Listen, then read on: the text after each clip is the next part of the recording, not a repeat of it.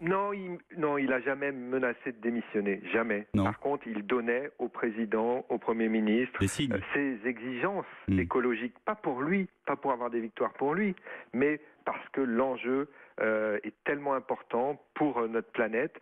Les enjeux climatiques, de biodiversité, d'environnement, de solidarité sont les enjeux les plus importants aujourd'hui, et je crois qu'il l'a plusieurs fois rappelé au président de la République, au Premier ministre, de dire voilà, il faut qu'on soit à la hauteur des enjeux, et c'est une exigence qu'on doit avoir si on veut être à la hauteur des enjeux face à ces défis énormes. Mais je crois que c'était pas du tout des menaces de démission, c'était une exigence de résultats et d'action pour parvenir à être à la hauteur des enjeux. Et ce matin encore, dans sa déclaration chez nos confrères de France Inter, il fait un bilan extrêmement négatif des combats qu'il a essayé de mener.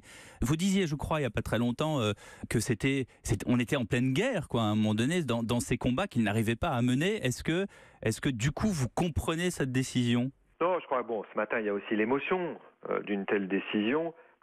On a fait des choses au cours de la première année. Il ne faut pas tirer un trait sur les avancées qu'on a eues. Il y a pas mal de sujets où les choses ont avancé, sur les pesticides, sur le glyphosate, sur la fin des hydrocarbures, sur la fiscalité carbone, sur un certain nombre de dispositifs. Mais c'est pas assez. Aider. Mais non, c'est pas assez. Mais faut pas mésestimer ce qu'on a fait dans cette première année. Mais la question que pose Nicolas Hulot, c'est est-ce que dans l'action aujourd'hui, est-ce que dans la préparation de la deuxième année, est-ce que dans la préparation de la suite du quinquennat, on se met à la hauteur des enjeux ? Est-ce qu'on tire les leçons d'un été comme celui qu'on vient de vivre, où le dérèglement climatique s'est accéléré avec les températures très chaudes, les incendies, toutes les intempéries.